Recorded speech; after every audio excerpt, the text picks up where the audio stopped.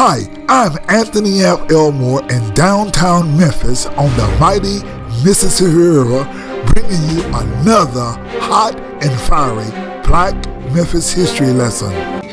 E.H. Crump died in Memphis October the 16th, 1954.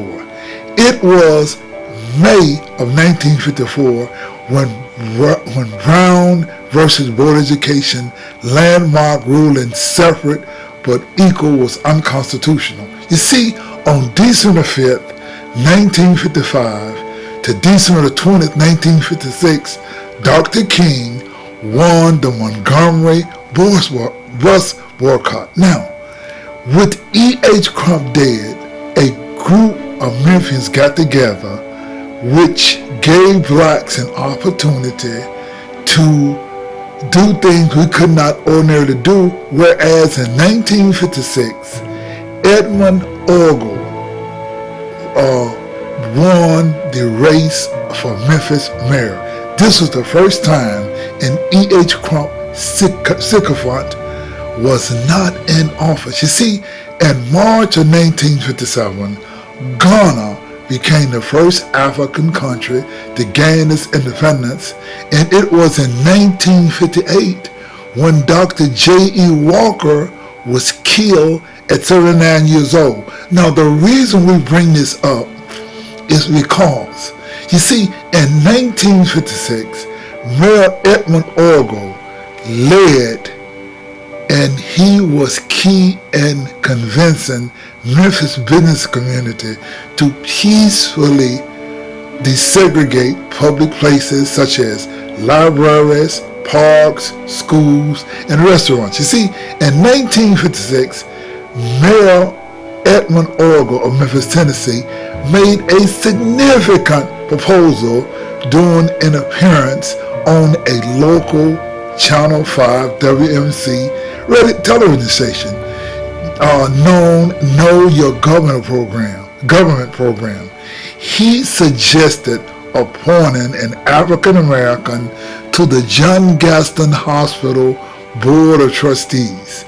The suggestion of appointing an African American to John Gaston Board of Trustees,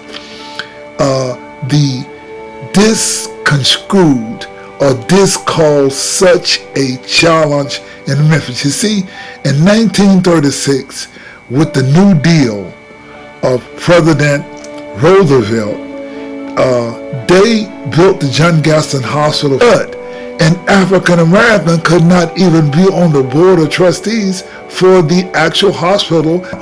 Mayor Orgill believed that this appointment would foster a sense of belonging and inclusion for African Americans, especially given the fact that the substantial African American patient population.